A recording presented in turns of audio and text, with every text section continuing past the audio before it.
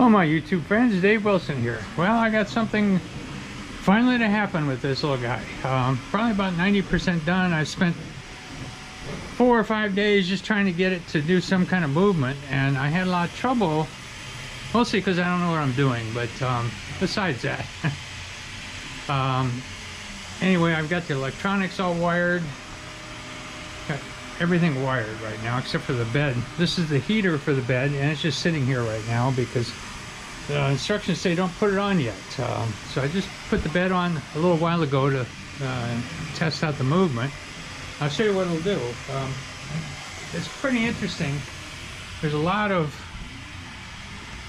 software built into this, but I can tell it to home all.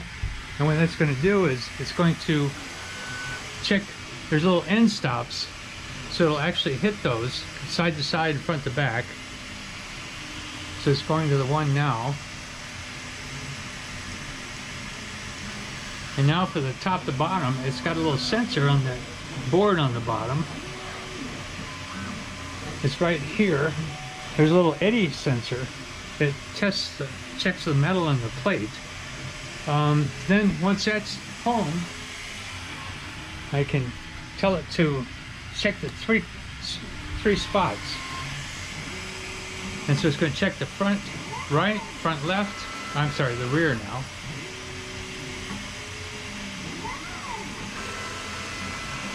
And it'll do that until it gets them within, I think, 0.2 of a millimeter. Okay, so it says now it's within 0.2 of a millimeter. So that's what it's saying. And then I can also check, it's going to check 40 points across and 40 back to front.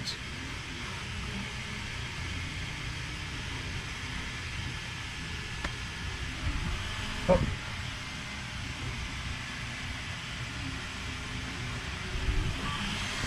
So it's actually checking 40 different points as it goes across. That's how fast that sensor is. The old one actually had to make contact on my other rat rigs. This one just checks the eddy current. And so when it gets done, it'll have 40 times 40, so that'd be 1,600 points.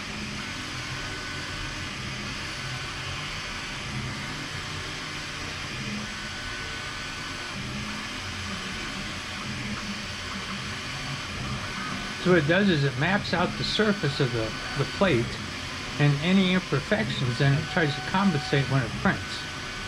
Now, I've got to do some adjustments. It's telling me that my frame's not quite square, so it's got a whole process to go through to try to square it. But right now it's about 0.2 of a millimeter from the highest point to the lowest point. That's not too bad.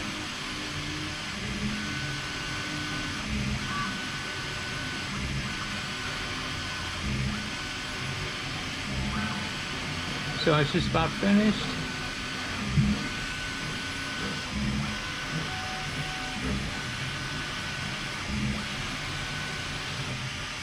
And when it's done, it displays a map. That's what the map looks like with 1,600 points. But so the very top is up here is 0.3 of a millimeter too high, and down here it's a little bit like minus 0.2 of a millimeter. So it's within 0.2 of a millimeter top to bottom. But one reason it took me so long, I was using the wrong software. These boards, the company that makes these has 3 or 4 different versions, and for some reason I thought I had a version that I don't have. So I went through all of my boards and finally got one to work. And then I had a bad driver. These are the little chips here that actually control each motor, and one of them that is bad, so luckily I had some spares. It took me a while to figure that out, so just a lot of time troubleshooting little problems. So I finally got it to work, got it programmed, I think, so far, and now you know, I just got to keep working on it. I got another set of belts to put on, but it's been a process. And something one of the people that watched the channel before had a question how some of these connectors work. And the way this works is, now this one I printed myself. I ran out of metal ones, but here's what the metal ones look like. They're little, called T-nuts. You drop them in, they just sit there, and so you turn them and tighten them, and then they tighten down. they go sideways, and they'll tighten it. So you can put something in and tighten it, but that's how this one will work. Just drop it in sideways, and then when you tighten it, it'll lock down. But so this is a 30-30 extrusion. It's got 4 of those channels you can attach things to, and that's how this whole thing is built. Now I made these little strips to fill in the holes. I think I showed those in a previous video. And I might do that on all of them, fill all the channels in.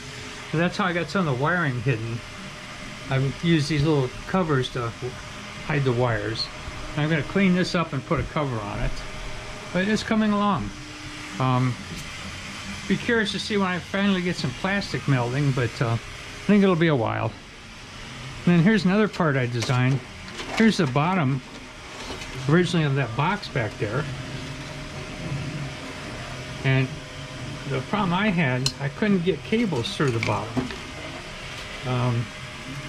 So there's just no entry point here to running cables through. So I wanted to run my internet cable and some wiring for the power on the Raspberry Pi. So I just designed a piece and then put some grommets in it. And it took me 4 or 5 tries before I got it right, but that's working pretty well now. But that's about all I've got right now. I'm real happy. Got 90%. This I still don't have hooked up yet. I got to figure out how to do that. It's for the filament sensor. And I really haven't found good wiring diagrams for that yet. But it's one step at a time. It's getting there. So thanks for watching. If you have any questions, let me know. This is quite a interesting adventure. I've been working with some other people. Tom from Norway, and he's been a big help. So thanks a lot for watching. Talk to you soon.